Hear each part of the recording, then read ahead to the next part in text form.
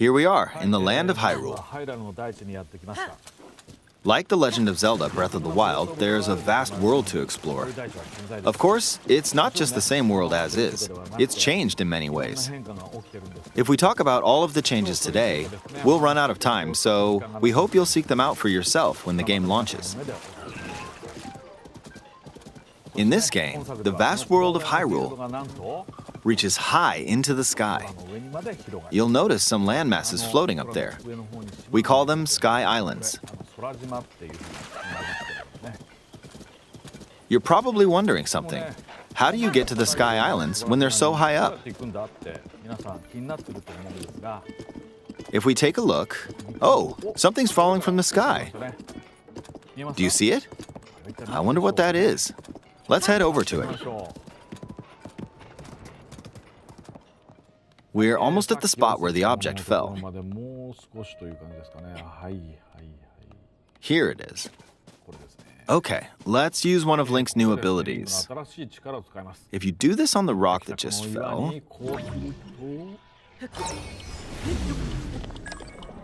Look, it started rising. This power is known as recall, which rewinds an object's movement. Since I just used recall on the fallen rock, I can now rise into the sky. We're a lot closer to the Sky Islands. Let's use the paraglider to reach one of them. There are a few other Sky Islands floating here too. I made it. There are lots of ways to reach the Sky Islands, so we hope you'll try a few different methods. Okay, now we're on a slightly bigger Sky Island. Just like on the surface, there are several man-made structures. Some trees are also growing here. You won't see many of those yellow trees on the surface, though. Let's walk around for a bit.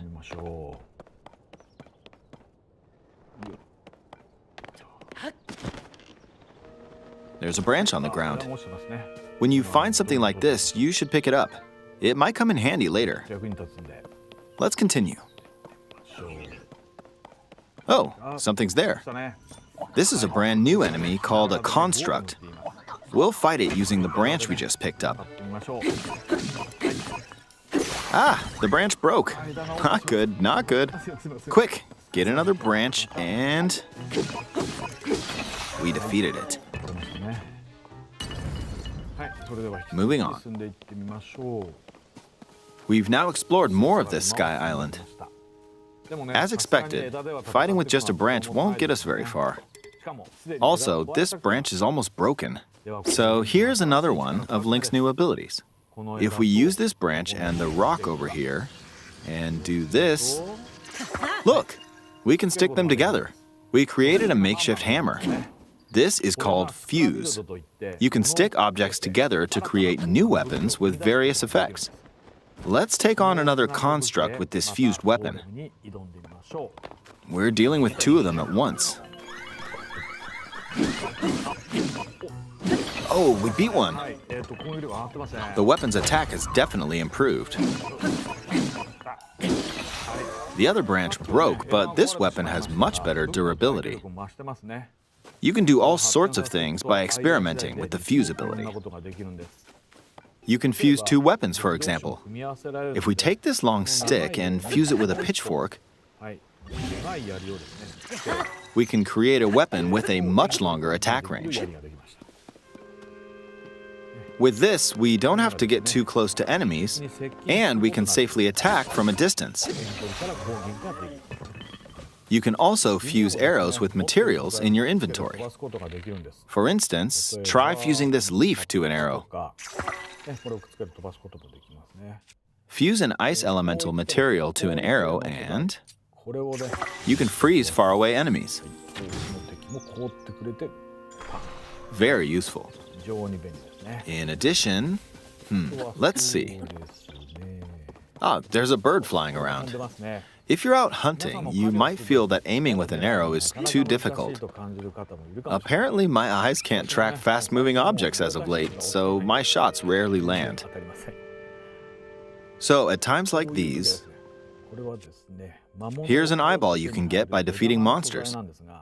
Fuse it to an arrow and... Look, it homed in on the target. Let's try this on another bird. I'll just fire in that general direction. It's very simple. Depending on what you stick together, the fuse ability could also be beneficial for hunting. I fused a mushroom to my shield. Now, you're probably wondering if this has any use. Well, this mushroom is actually a puff shroom. Let's fight an enemy with this. I blocked with the shield. Okay, there's smoke now. The enemy's lost sight of Link, so... attack! Even if you struggle with combat, you can take down enemies using similar methods.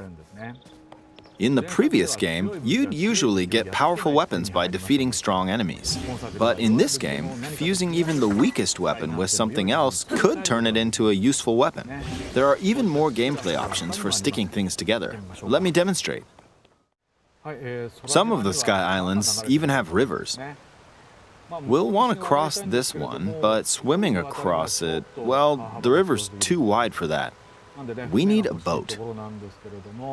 Of course, there isn't anything that resembles a boat around here. So, we'll lift up this log and attach it to a second log. Let's do one more.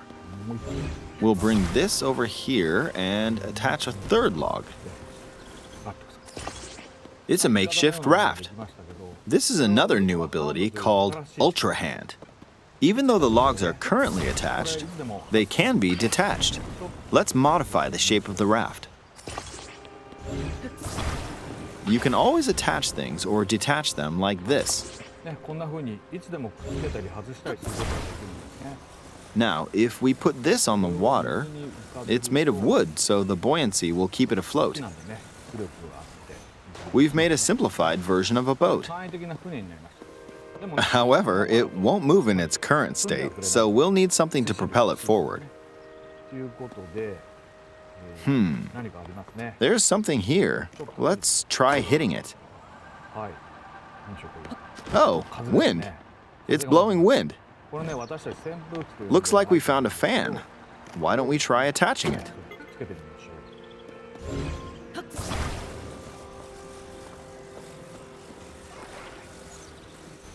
We'll attach another one.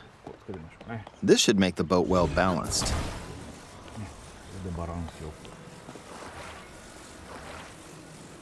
Okay, they're attached. All right, let's try moving the boat. Hey, it's moving. It's sailing pretty fast with the wind from the fans. Since we added 2 fans, we should be able to cross the river in no time. All right, we reached the other side. In the most recent trailer, we showed scenes of Link riding a large car and a flying machine. Those vehicles actually aren't in the game from the start. Instead, you'll be able to freely craft them on your own. There are all sorts of objects you'll come across in this game.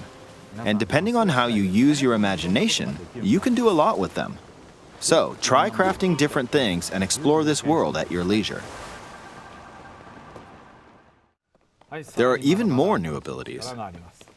Take this building over here. Okay, watch this. Look, I passed right through the ceiling.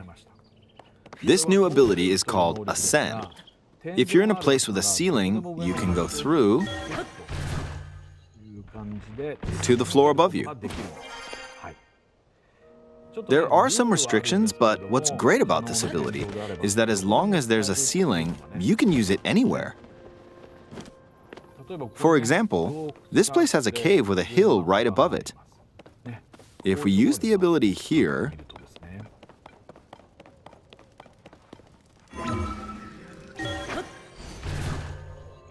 come on, keep going. Okay, we emerged at the top of the hill. In the previous game, you had to use stamina to climb a mountain. But in this game, if there's a mountain with a cave like this one, you can now get to the top without having to climb all the way up. Here's another example. Imagine you're stuck in a cage. If it's got a ceiling, you know what to do, right? Exactly. Oh, there's another construct. It seems to be holding a strange weapon. Some enemies are equipped with fused weapons, so battles will play out a bit differently from the previous game. Ah! It blew me away with wind. Looks like it's got some sort of fan. Ah! I got pushed off! Ah well, let's just return to the surface. You can quickly descend from the sky to the surface like this. It feels so good. In the sky, you'll be able to look out across the land. You can also search for destinations that pique your interest.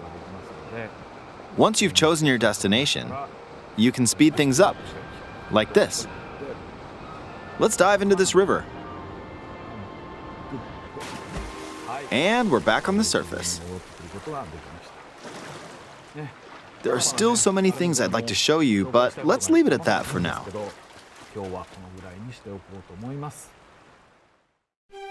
What did you think? Some of Link's new abilities were updated from the previous game. I'm sure some of you watching me play were thinking, wait, if you could do that, then maybe you could do this too.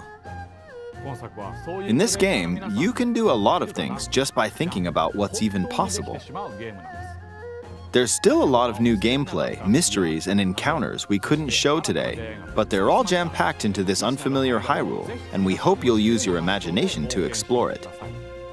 That's all for today. Thank you for watching.